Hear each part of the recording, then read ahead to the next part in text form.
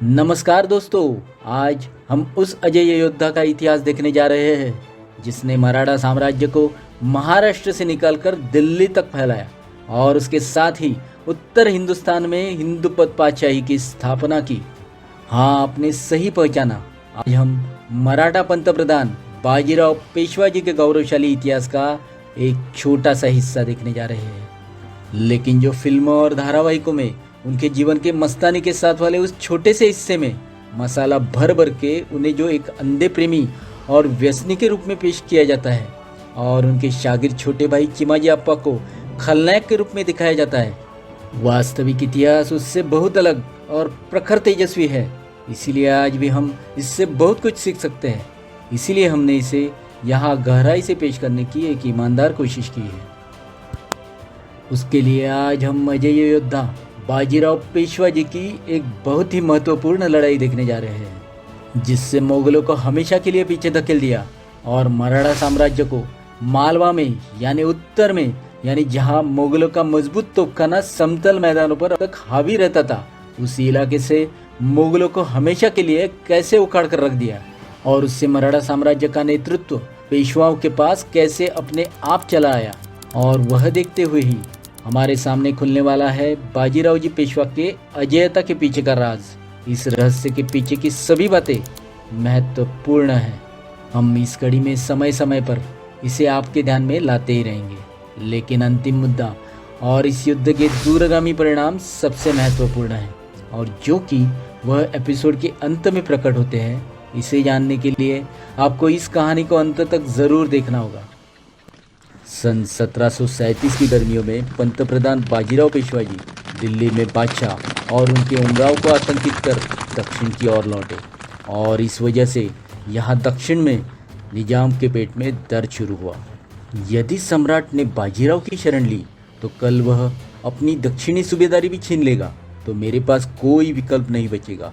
यही बड़ी चिंता उसे खाई जा रही थी। इसलिए निजाम ने उत्तर और दक्षिण की सेनाओं के बीच बाजीराव जी को कुचलने के लिए ठोस प्रयास करने शुरू कर दिए।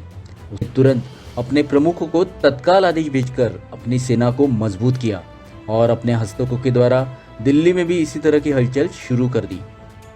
वहीं दिल्ली में सन 1737 में बाजीराव पेशवा जी ने सिर्फ 15 दिनों की अवधि के भीतर दिल्ली के सम्राट और उसके उमराव को पूरी तरह से हिला कर रख दिया था। तब सबके पैरों तले से जमीन फिसल गई थी। किसी अलग एपिसोड में हमें वह इतिहास भी डिटेल में देखना ही है। यहाँ इस चढ़ाई से वह सभी भी दुखी थे और उन्होंने भी किसी भी तरह से बाजीराव को उखाड़ फेंकने की योजना बनाने का फैसला किया था। उस समय सभी उमराव ने बादशाह को यकीन दिलाया कि यदि कोई मराठों की चंगुल से मुगल शाही को छुड़ाने में सक्षम है तो वह सिर्फ निजाम ही है। तब बादशाह ने भी बड़ी मिन्नतवारी से और आश्वासन के साथ निजाम से यह जोखिम की वजीरी अपनाने की गुजारिश की। जैसे कि निजाम भी यही चाहता था। वह इस नेकी और पूछ से अंदर से तो खुश था और उस आदेश का पालन भी पूरे हक से ही करने वाला था, लेकिन वह एक मुस्तैद राजनीतिज्ञ भी था। इसलिए उसने निकलने से पहले ही बादशाह को, आप मराठों को किसी भी तरह से मनाने की कोशिश नहीं करेंगे और उनके साथ लड़कर उनका बंदोबस्त करेंगे, ऐसी शपथ दिलाकर उसके बाद ही अपने अगले उद्योग को मजबूत किया। केवल इतना ही नहीं, वह कूटनीतिज्ञ सिर्फ बादशाही की जुबान का शिकार नहीं बनना चाहता था। इसलिए पहले सम्राट द्वारा अपने बेटे के पक्ष में दिए गए अधिकारों के सनदों यानी दस्तावेजों को प्राप्त करने के लिए अपनी पूरी तैयारी करने के बाद वह उत्तर की ओर यानी दिल्ली दरबार की ओर आगे बढ़ा। लेकिन बाजीराव जी और छत्रपति शाहू महाराज को इस बात का पता न चले कि वह किसी ऐसे काम से दिल्ली जा रहा है। इसलिए वह उन्हें ये बताकर गुमराह करने की कोशिश कर रहा था कि सम्राट को मेरे बारे में जो गलतफहमी थी, सिर्फ उसे दूर करने के लिए ही मैं दिल्ली जा रहा हूँ। उसी समय मुगल बादशाह मोहम्मद भी वह निजाम को दक्षिण में एक अभियान पर भेजने की योजना बना रहा है। इस तथ्य को बाजीराव जी से छिपाने के लिए संकेत के रूप में उन्हें अपनी कृपा के फरमान भेज रहा था। निजाम की इन सभी चालों को बाजीराव जी और उनके छोटे भाई चिमाजी अप्पा जी पूरी तरह से जान चुके थे। असल में निजाम को भी पता नहीं होगी इतनी पूरी जानकारी उनके पास मौजूद थी और इसीलिए वे पूरी तरह से सतर्क थे। तब उन्होंने यह निर्णय लिया कि उत्तर की ओर प्रस्थान करने से पहले ही निजाम को यही जकड़ कर रखा जाए और उसके मुताबिक उस मुहिम की जिम्मेदारी आवजी कवड़े और रघुजी भोसले इन दोनों सरदारों को सौंपी। लेकिन उस समय अधिकांश मराठी सेना बाजीराव जी के साथ उत्तर में थी, इसलिए दक्षिण में बहुत कम सेना बची थी। इसलिए आवजी कवड़े और रघुजी भोसले दक्षिण में निजाम को नहीं रोक सके। साथ ही छोटी सेना होने के कारण दोनों सीधे निजाम से लड़ भी नहीं सकते थे। लेकिन यह कबीले निजाम के वराड़ प्रांत पर आक्रमण करते रहे। तब निजाम ने उनका बंदोबस्त करने के लिए अपने सरदार सैयद जमाल खान को भेजा। इन सभी परेशानियों की वजह से उसे उत्तर की ओर जाने में देरी होने लगी। बाजीराव जी भी तो यही चाहते थे। उस समय में उन्होंने शाही सेना को हराया और दिल्ली का दौरा किया। अपने शिंदे होलकर सरदारों को मालवा में अपने अगले हमले की तैयारी के लिए रखकर वे दक्षिण की ओर निकल पड़े। मध्य प्रदेश और उसके आसपास के क्षेत्र को तब मालवा के नाम से जाना जाता था। औरंगाबाद को छोड़कर निजाम ने बरहानपुर में डेरा डाला। वह 7 अप्रैल तक वहाँ रहा। 10 मई 1737 को निजाम ने नर्मदा को पार किया और सिरोंज में प्रवेश किया। वह 29 मई तक वहाँ रहा। वही बाजीराव पेशवा जी भी उत्तर से लौटते समय धामुनी में रुके थे। निजाम और बाजीराव जी लगभग 1 महीने तक अपनी अपनी सेना के साथ एक दूसरे के करीब रहे। उस समय बाजीराव जी की सैनिक तैयारी बहुत थी और उन्हें यकीन था कि निजाम उन पर निश्चित रूप से हमला करने वाला है। साथ ही चूंकि निजाम भी इस समय हल्का था, इसलिए उसके साथ इस समय लड़ना एक महीने में आसान ही रहने वाला था। तो 6 महीने बाद भोपाल में जो उनकी लड़ाई निजाम के साथ हुई, वो अभी क्यों नहीं हुई? ऐसा सवाल कई लोगों से पूछा जाता है। इसके विपरीत बाजीराव जी ने अपने सरदार पिलाजीराव जाधव को 28 मई को निजाम से मिलने के भेजकर बाहरी रूप से शांति दिखाई और कुछ भी बखेड़ा खड़ा किए बिना दक्षिण की ओर प्रस्थान किया। इसके कारण यह है कि बाजीराव जी के सभी सैनिक पिछले 8 महीनों से लगातार लड़कर थक चुके थे। उन्हें आराम की सख्त ज़रूरत थी। लौटते समय उन्होंने अगले अभियान के लिए अपने सरदारों को अलग अलग मोर्चे पहले से ही तय कर दिए थे। तब भयंकर गर्मियाँ थी और गर्म मौसम में छापामार युद्ध के अभियान का अनुभव मराठों ने पहले कभी नहीं किया था। मुगलों की तरफ तोपखाना बहुत था और भागदौड़ की तकनीक से जीतने के लिए पहले से अच्छी तैयारी करनी पड़ती है। इसके अतिरिक्त निजाम की ओर से कोई सीधा विवाद या आक्रमण नहीं हुआ था। जैसा कि मराठों का रिवाज था, उन्हें बारिश से पहले घर पहुंचना था। इसलिए बाजीराव जी ने जानबूझकर थके हुए लोगों को महाराष्ट्र के बाहर फिर से युद्ध के लिए तैयार करना बुद्धिमानी नहीं समझा। बाजीराव जी ने अपने पूरे जीवन में तब तक संघर्ष करने की जरूरत नहीं की जब तक कि वह यकीनन सफलता के बारे में सुनिश्चित नहीं हो जाते थे। दोस्तों, यहाँ हमने उनकी अजेयता के पीछे के पहले रहस्य का खुलासा किया है। बाद में बाजीराव पेशवा जी पुणे आ गए और निजाम ने दिल्ली के लिए अपना रास्ता जारी रखा। तारीख 2 जुलाई 1737 को निजाम दिल्ली पहुंचा। निजाम के आगमन के साथ ही दिल्ली में खुशी की लहर दौड़ गई। वजीर कामरुद्दीन खान ने अपने सभी जनान खाने के साथ 50 मील दूर जाकर निजाम का अभिवादन किया। बादशाह ने तो निजाम को वाद्य यंत्र बजाते हुए आने की अनुमति दी। रास्ते में जगह जगहों पर बादशाह ने वस्त्र और सामान भिजवाकर उसका सत्कार भी किया। निजाम की सवारी का नज़ारा देखने के लिए लोगों की इतनी भीड़ उमड़ पड़ी कि उसके हाथी की गति चींटी के बराबर थी। किले के दिल्ली गेट के पास हाथी से उतरकर निजाम और वजीर एक पालकी में बैठे और नगार खाने के पास पालकी से उतरकर दोनों हाथों में हाथ लिए और जमीन पर आंखें गड़ाए दीवाने खास में बादशाह से मिले। निजाम ने सदका किया और बादशाह ने अपने हाथों से निजाम को अपना जगह और चरकाब दिया और उसे असब्जा ये सर्वोच्च उपाधि दी। उसने उसे दिल्ली के सबसे अच्छे घर यानी सदुल्ला खां के महल में रहने की भी अनुमति दी और भोजन के लिए अपने मुदब्बक खाने से पूरी थाली भेजने की व्यवस्था की। यह सब लाड़ दुलार किस लिए?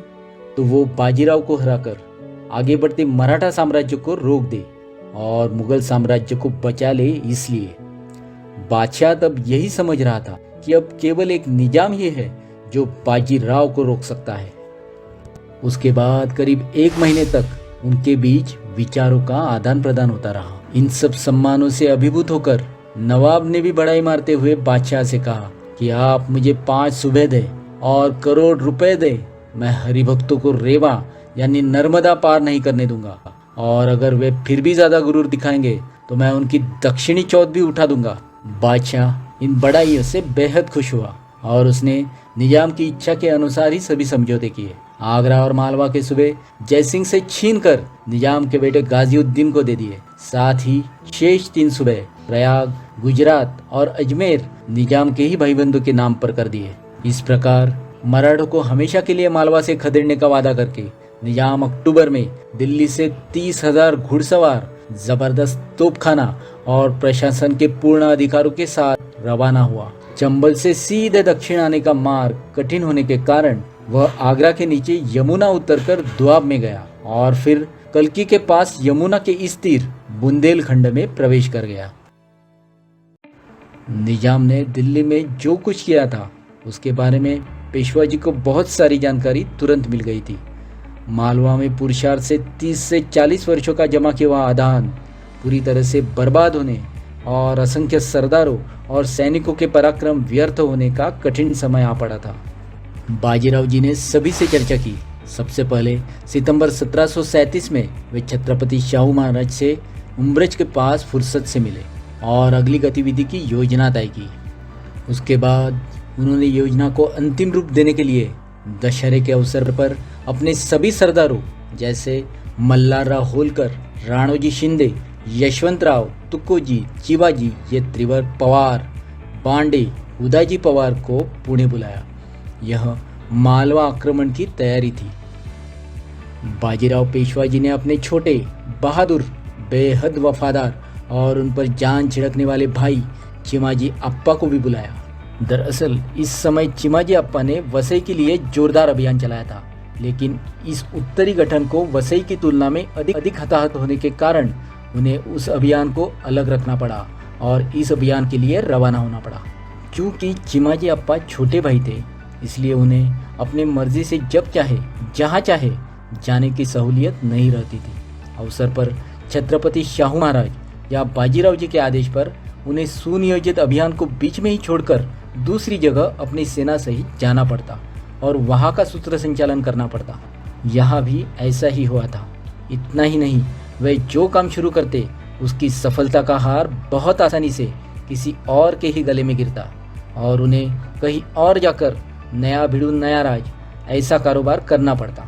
लेकिन एक बार मन में स्वराज और राष्ट्र सेवा का लक्ष्य निश्चित होने के बाद इस सज्जन के मन में ऐसे व्यक्तिगत लाभ का कोई प्रश्न ही नहीं उठता। चिमाजी अप्पा के इस महान मनोवृत्ति को यहाँ नोट कर ले दोस्तों। इस समय बाजीराव जी के पास 80,000 सैनिक एकत्र हो गए।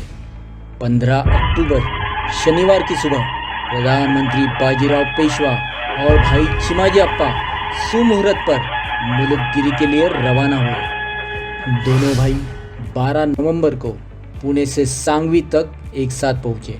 वहां से चिमाजी अप्पा सुनियोजित रणनीति के अनुसार वराड़ खानदेश की सीमा पर वरनगांव आ गए और बाजीराव जी उत्तर में निजाम की ओर रवाना हुए। अब जल्द ही लड़ाई शुरू होगी, लेकिन यह देखने के लिए हमें थोड़ा इंतज़ार करना होगा, क्योंकि समय की कमी के कारण हमें आज यही रुकना होगा।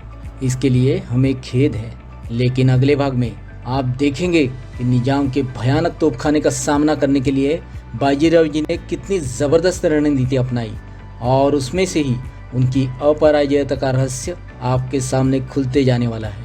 तो उस एपिसोड की सूचना समय पर प्राप्त करने के लिए तुरंत अपने इस इबुना और हम चैनल को सब्सक्राइब करें और नोटिफिकेशन पर ऑल विकल्प से सेट रखें। साथ ही इतनी गहराई से प्रस्तुत की गई यह महत्वपूर्ण जानकारी हर एक भारतीय तक पहुंचनी चाहिए, इसलिए कृपया इसे अधिक से अधिक शेयर करें। और आपको यह एपिसोड पसंद आया ही है तो ज़रा इसे लाइक भी करें भाई। और अगर आप इसी तरह के और एपिसोड्स देखना चाहते हैं तो हमें वैसा कमेंट करके ज़रूर बताएं। धन्यवाद। वंदे मातरम।